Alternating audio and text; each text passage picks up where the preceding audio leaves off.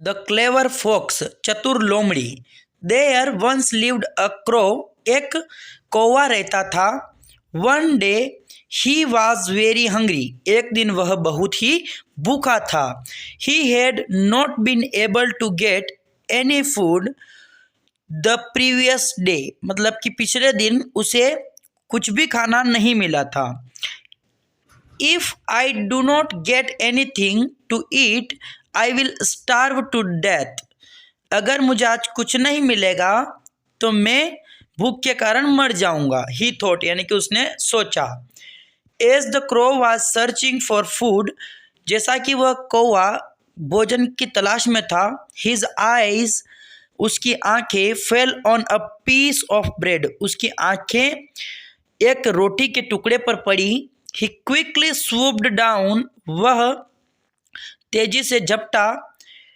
Picked it up, और उसने उसको उठाया ब्रेड को। एंड फ्लू ऑफ, और उड़ गया। Far away in a lonely place, far away यानी कि बहुत दूर, एक अकेली जगह पर, लोनली प्लेस पर जाकर के ही सेट ऑन अ ट्री, वह एक पेड़ पर बैठा। टू एंजॉय द ब्रेड, उस रोटी के टुकड़े का, ब्रेड का आनंद लेने के लिए। Just then a hungry fox saw the crow, just then तभी, मतलब जस्ट देन का मतलब होता है तभी। अ हंग्री फॉक्स, एक भूखी लोमड़ी। सा द क्रो, उसने उस कौवे को देखा। सिटिंग ऑन द ट्री, पेड़ पर बैठा हुआ। होल्डिंग द ब्रेड, हाथों में ब्रेड पकड़ा हुआ, पंजों में, मुंह में पकड़ा हुआ उसने। इन हिज माउथ यानी कि उसके मुंह में उसने पकड़ा हुआ है ब्रेड को। Yummy, that bread looks delicious, मतलब वो बोल रही हैं कि यह जो रोटी है ये बहुत ही अच्छी, सुंदर दिख रही हैं, डिलीशियस दिख रही हैं, स्वाद वाली दिख रही हैं। What I would give to get that piece of bread, कि मुझे क्या देना होगा इस ब्रेड को लेने के लिए, रोटी के टुकड़े को लेने के लिए। द फॉक्स थॉट, ऐसा उस लोमड़ी ने सोचा।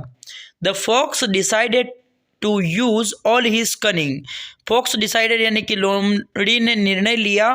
क्या निर्णय लिया? टू यूज यानी कि उपयोग करने का निर्णय लिया। क्या यूज करने का निर्णय लिया? ऑल हिज कनिंग यानी कि उसकी कनिंग यानी कि चतुराई, उसने सारी चतुराई उपयोग करने का सोचा कि पूरी चतुराई के साथ काम लिया जाए। Means to get the piece of bread, इसका मतलब उस रोटी के टुकड़े को लेने के लिए। From the mouth of the crow, उस कौवे के मुंह से उस रोटी के टुकड़े को लेने के लिए उस लोमड़ी ने निश्चय किया कि अपनी पूरी चतुराई का इस्तेमाल किया उसने। ही सेट अंडर द ट्री, वह उस पेड़ के नीचे बैठी। द क्रो सा हिम, उस कौवे ने उसको देखा। एंड थॉट, और सोचा। आई गेस, मतलब कि मुझे लगता है। दिस फॉक्स, यह लोमड़ी, wants to eat my bread, कि यह लोमड़ी मेरा ब्रेड लेना चाहती हैं, खाना चाहती हैं। I shall hold it carefully, मुझे इसे कसकर पकड़ना पड़ेगा, सावधानी से पकड़ कर रखना पड़ेगा। But it held on to the bread even more tightly, and he held on to the bread even more tightly, मतलब कि और उसने उस ब्रेड को और टाइटली पकड़ लिया। टाइटली यानी कि उसने और जकड़ लिया उसको मुंह में।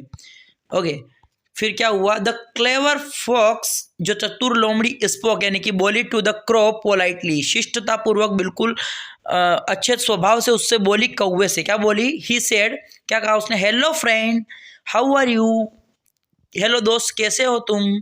But the crow did not say anything, लेकिन कौवे ने कुछ नहीं बोला। Crows are such lovely bird and you are very charming too, said the fox. अब ऐसा सेड द फॉक्स मतलब कि उस लोमड़ी ने कहा। क्या कहा लोमड़ी ने? कि crows are such lovely birds, मतलब कि कौवे बहुत ही अच्छे पक्षी होते हैं। And you are very charming too, और तुम बहुत सुंदर भी दिख रहे हो। फ्लैटरिंग द क्रो, और ऐसा करके वो कौवे की चापलूसी कर रही है। फ्लैटरिंग का मतलब चापलूसी, फ्लैटरिंग कर रही है उसके साथ। देन द फॉक्स सेड, फिर उस लोमड़ी ने कहा। I have heard that besides being beautiful you also have a sweet voice. क्या बोल रही है वो? कि आई हैव हर्ड, मैंने सुना है, दैट, कि बिसाइड्स बीइंग ब्यूटीफुल यानी कि सुंदर होने के बावजूद, you also have a sweet voice, कि तुम्हारी एक मधुर आवाज़ भी है। Please sing a song for me, कृपया एक सॉन्ग मेरे लिए गाओ, ऐसा उस लोमड़ी ने उससे कहा। बाय नाउ, अब तक, बाय नाउ का मतलब अब तक, द क्रो, कौवा, started to believe what the fox say was saying, उस लोमड़ी पर विश्वास करने लग गया था। बाय नाउ यानी कि अब तक तो वो कौवा उस लोमड़ी जो भी कह रही थी उस पर विश्वास करने लग गया था।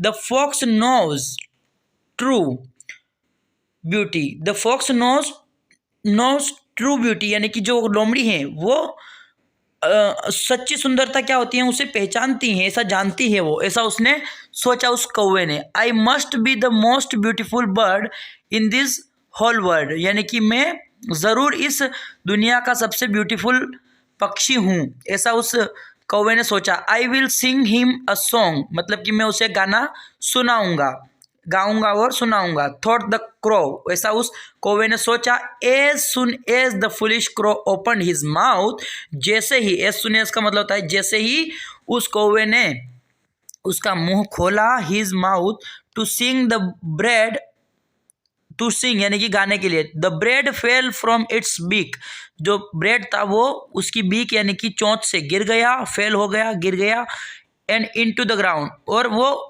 जमीन पर जा गिरा। द क्लेवर फॉक्स, चतुर लोमड़ी, which had just been waiting for this very moment, जो कि इस क्षण का इंतजार कर रही थी, caught the bread in his mouth, उसने अपने मुंह में उस ब्रेड को पकड़ लिया, and gulped it down his throat, और अपने गले से नीचे उसने उतार लिया, मतलब कि उसको निगल लिया, खा लिया।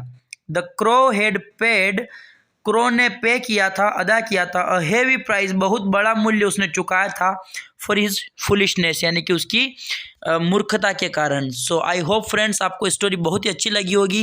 यदि स्टोरी अच्छी लगी हो तो केवल इस वीडियो को एक लाइक ज़रूर दीजिएगा, इस वीडियो को यहाँ तक देखने के लिए, और इस चैनल को इतना प्यार और सपोर्ट देने के लिए आपका बहुत बहुत धन्यवाद। जय हिंद, जय भारत, वंदे मातरम। मिलते हैं अगले वीडियो में। यदि आपने इस चैनल को सब्सक्राइब नहीं किया है तो आप नीचे लाल कलर वाला सब्सक्राइब का बटन आपको जो दिख रहा है उस पर प्रेस कर दीजिए, जिससे क्या होगा कि जब भी मैं वीडियोस अपलोड करूंगा तो वो वीडियोस जो हैं वो तुरंत आप तक पहुंच जाएंगे। उसके बाद में एक घंटी का आइकन आएगा, उस पर भी आप क्लिक कर दीजिए ताकि नोटिफिकेशंस भी ऑन हो जाएंगे। यदि आपका कोई प्रश्न है तो वो प्रश्न भी आप कमेंट बॉक्स में पूछ सकते हैं। वीडियो यदि अच्छा लगा हो तो इस वीडियो को लाइक करें। Thank you very much. जय हिंद, जय भारत।